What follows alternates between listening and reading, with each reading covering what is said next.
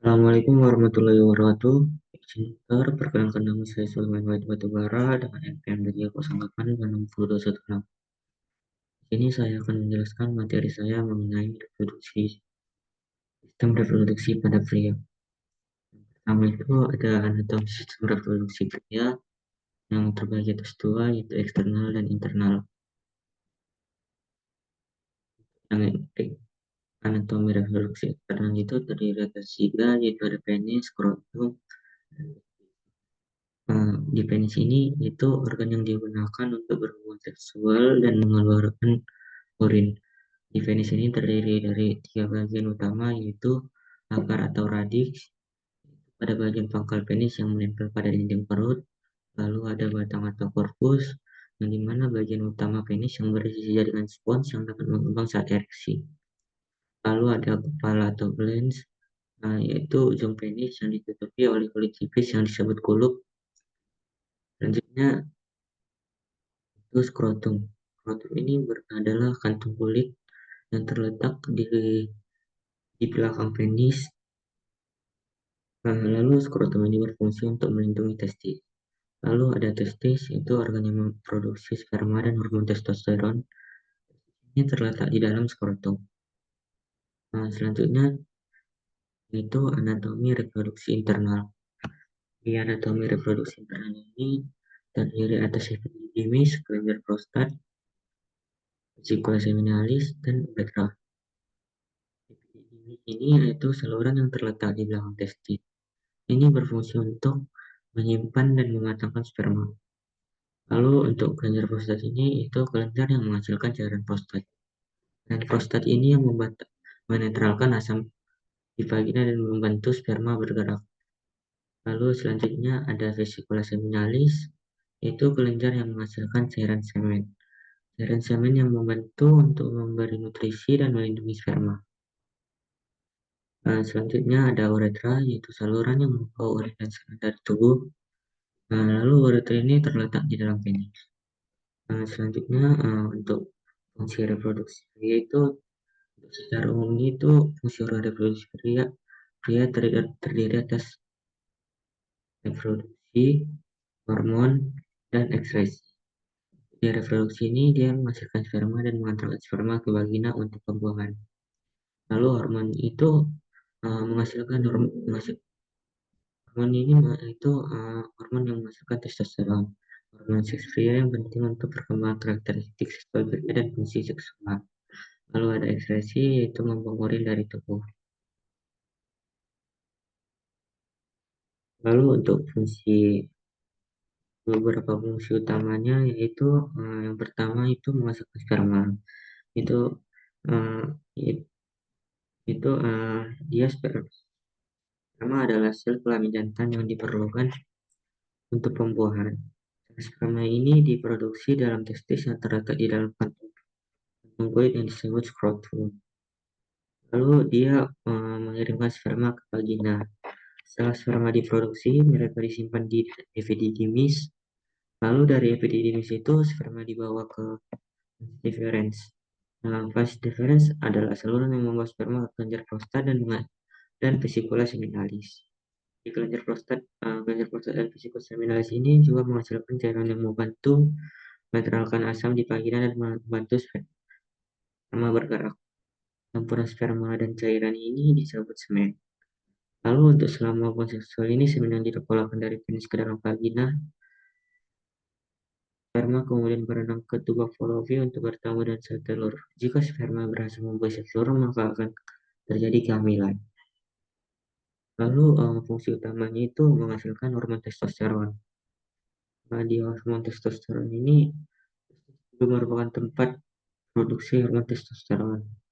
Testosteron adalah hormon seks pria yang bertanggung jawab atas perkembangan karakteristik pria, seperti pertumbuhan wajah, rambut pada wajah, dan suara yang dalam. Testosteron juga memainkan peran penting dalam fungsi seksual pria. Lalu dia berfungsi untuk membuang urin, itu penis juga berfungsi untuk membuang urin dari tubuh. Itu urin adalah limbah cair yang dihasilkan oleh ginjal. Untuk secara umumnya fungsi reproduksi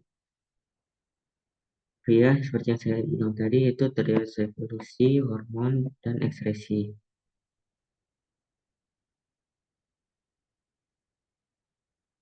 Selanjutnya, untuk penyakit dan gangguan pada sistem reproduksi pria itu terdiri atas pertama itu terbagi atas tiga, yaitu infeksi.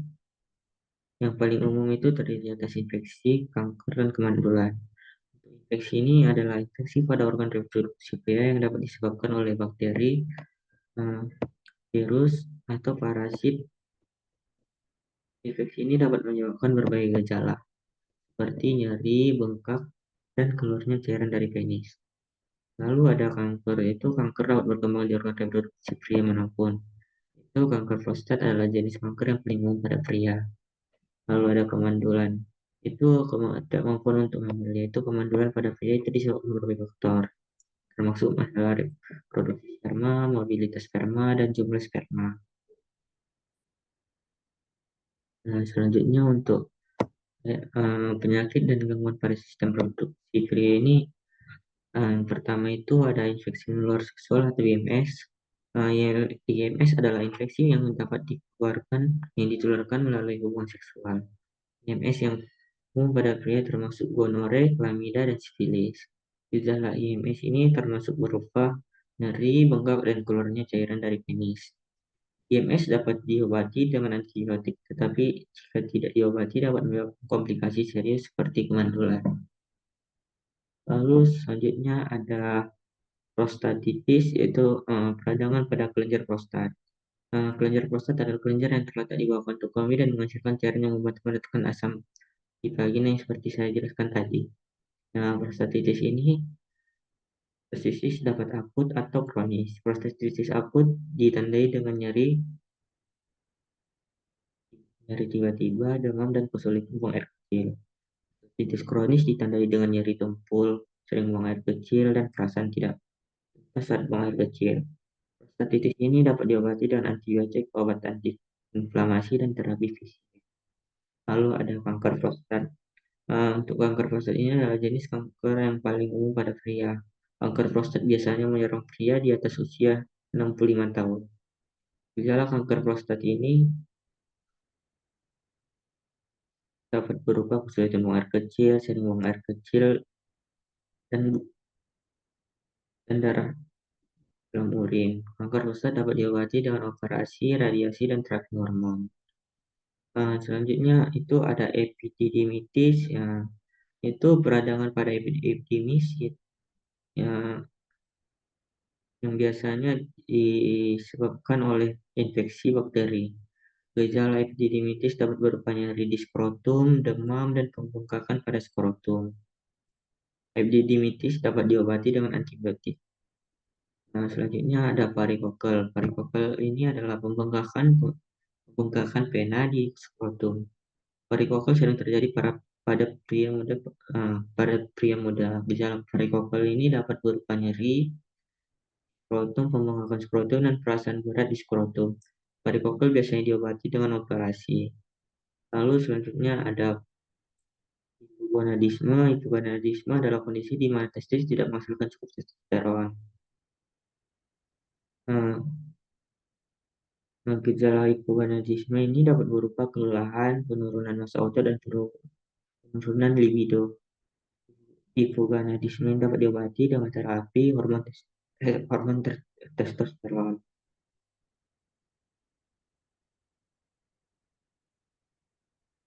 Selain penyakit yang saya bilang tadi, ada beberapa gangguan yang dapat terjadi pada organ reproduksi pria, seperti disfungsi ekspresi, yaitu ketidakmampuan untuk mendapatkan atau mempertahankan ekspresi yang cukup kuat untuk berhubungan seksual.